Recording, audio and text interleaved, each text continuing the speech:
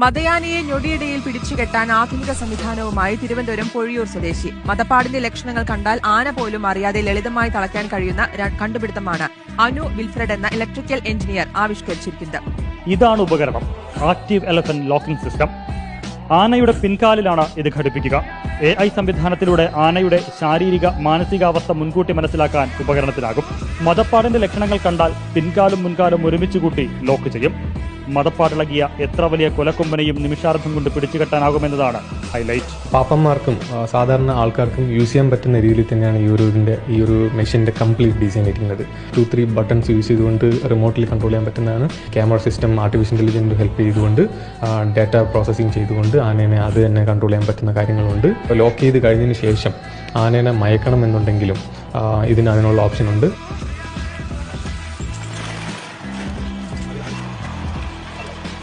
ആന പാനിക്